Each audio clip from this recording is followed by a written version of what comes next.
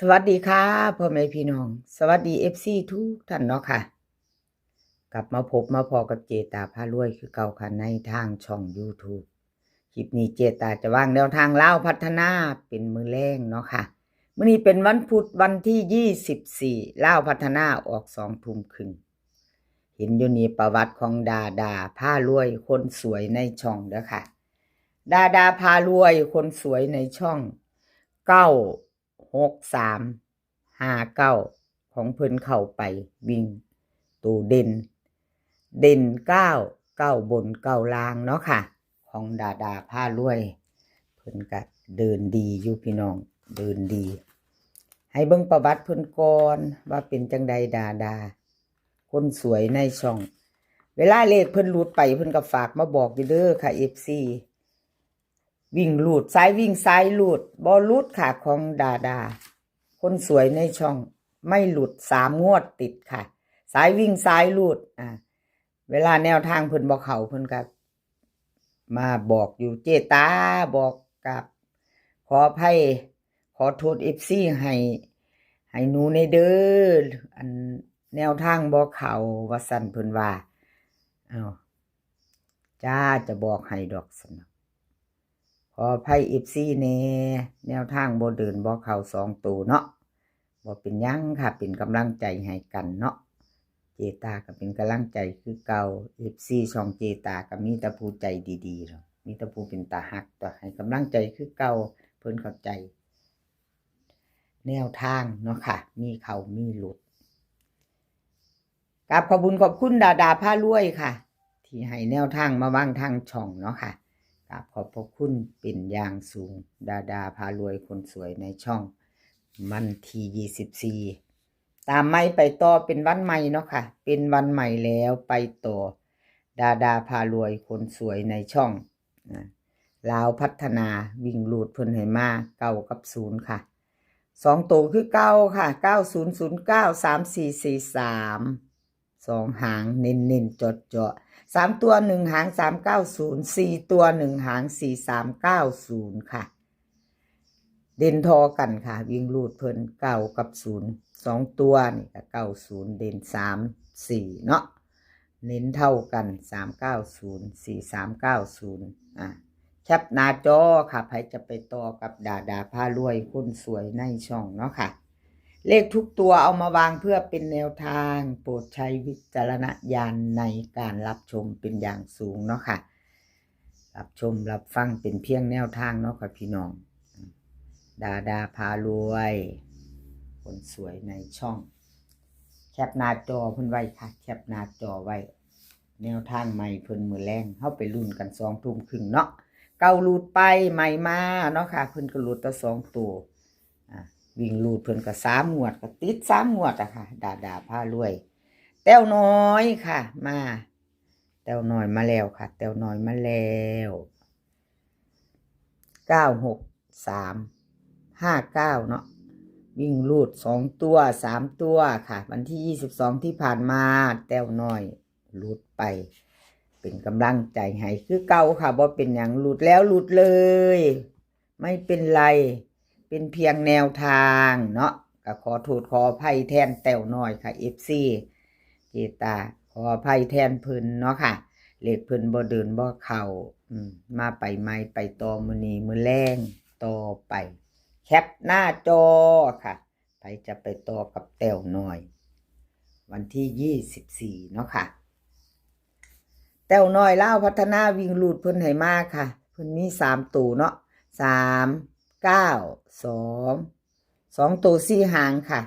3932 9298 3 ตัว2 หาง892 239ค่ะเล่นทอกันเมอเดอร์ค่ะวงกลม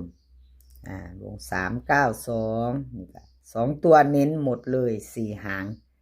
ทั้ง4 หางเพิ่นวงกลมให้เมดค่ะ39 32 92 98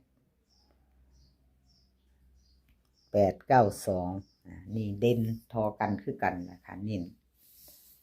น้นเท่ากัน2 หางเนาะบ่ได้วงกลมให้สีแดง3 ตัวแต้วน้อยค่ะลาวพัฒนา กับขอบุญขอบคุณแต้วน้อยหลายๆเด้อค่ะ ที่ให้แนวทางมาวางทางช่องของเจตาพารวยเนาะค่ะแต้วน้อยแคปหน้าจอใครจะไปต่อกับเพิ่นคลิปนี้ถ้า FC ใหม่เนาะค่ะเพิ่งผ่านเขาไม่เห็นครั้งแรกถ้าชอบคลิปนี้แนวทางเล่าพัฒนาค่ะในช่องของเจตาพารวยฝากกดติดตามไว้ค่ะกดติดตามแล้วก็อย่าลืมกดกระดิ่งแจ้งเตือนไว้พร้อมกดกระดิ่งแจ้งเตือนจะได้บ่พลาดคลิปใหม่ๆของเจตาเวลาลงไปเนาะค่ะกระดิ่งแจ้งเตือนไว้แล้วก็กดติดตามเนาะค่ะสำหรับ FC ใหม่เพิ่งเข้ามาเนาะถ้าเขามาเห็นเป็นครั้งแรกแคปหน้าจอค่ะของแต้วน้อยแคปหน้าจอแล้วเตรียมไปต่อแต้วน้อยซองสุวรรณค่ะซองสุวรรณมาแล้ววันที่22เป็นจังใดซองสุวรรณกับขอโทษขออภัยแทนเพิ่นเนาะค่ะ2ตัวไม่เดินไม่มาเนาะ963 5 9ล่าง2ตัวรุ่น3ตัวเนาะค่ะเข้าไป6ตัวเดียวค่ะวิ่งลูดซ้ายวิ่งซ้ายลูดค่ะ2ตัวมา1ตัวของซองสุวรรณเนาะค่ะ2ตัวมา1ตัวซองสุวรรณ3 งวดค่ะเจตาให้เบิ่งซองสุวรรณ3 งวดเนาะค่ะให้จะตามต่อแคปหน้าจอเพิ่นเอาไว้เพิ่นเบิ่งใส่กันในจักหน่อยเนาะค่ะเพิ่นแน่ใส่กันFC เพิ่นชอบเบิ่งอันเก่ากับอันใหม่ใส่กันจักหน่อยเนาะเอาไปไว้เดี๋ยวเพิ่นจะเบิ่งบ่ทันถึงใหม่ถึงเก่าเนาะค่ะแนวทางใหม่แนวทางเก่าเนาะจะเบิ่งบ่ทันให้เพิ่นเบิ่งจักหน่อยกราบขอบคุณช่องสุวรรณหลายๆเด้อค่ะที่ให้แนวทางมาวางทางช่องกราบขอบพระคุณเป็นอย่างสูงค่ะแนวทางซองสุวรรณเนาะมาไปต่อค่ะไปต่อวันที่24ซองสุวรรณวิ่งรูดค่ะเพิ่นให้มาวิ่งรูด3กับ5 2ตัว4หางค่ะ39 59 31 51เบิ้ลค่ะ33 55 3ตัว359 351 335วิ่งรูด3กับ5เด่นเท่ากันวงกลมให้ถึง2ตัวเนาะค่ะซองสุวรรณ3กับ5เป็นจังใดพี่น้องสายวิ่งสายรูดชอบบ่งามบ่31กับ51ค่ะเพิ่นเน้น2ตัว2หางเนาะมักคือเจตาบ่35 3151ค่ะเน้น3ตัวหางเดียวค่ะเพิ่นเน้นให้ซองสุวรรณ351ค่ะแคปหน้าจอค่ะใครจะไปต่อกับซองสุวรรณเนาะ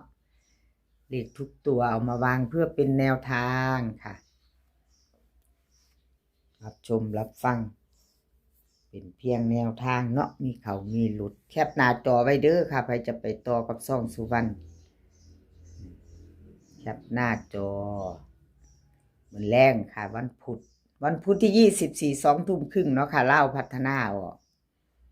วันที่24เป็นมื้อนี้คลิปนี้ขอให้พี่น้องโชคดีค่ะขอให้โชคดีกับเล่าพัฒนาให้โชคดีกันทุกคนเนาะมื้อนี้ก็ขอให้มีความสุขค่ะขอให้มีความสุขขอให้สุขภาพร่างกายแข็งแรงกันทุกคนค่ะอากาศเปลี่ยนแปลงเนาะพี่น้องเข้าหน้าหนาวบ้านเจตาบางมือก็ล่มแล้วก็หนาวอีก 2-3 มือมาแดดค่ะเปลี่ยนแปลงไปเป็นร้อนดูแลสุขภาพกันเนาะค่ะเข้าหน้าหนาวการเปลี่ยนแปลงดูค่ะสุขภาพย่อมมาก่อนเสมอเนาะขอให้แข็งแรงกันทุกคนเดินทางไปไสก็ขอให้ปลอดภัยค่ะเดินทางไปขอให้มีโชคกลับมาขอให้มีชัยกราบขอบพระคุณหลายๆเนาะค่ะคลิปหน้าพ่อกันไหมค่ะ คลิปนี้ก็สวัสดีค่ะ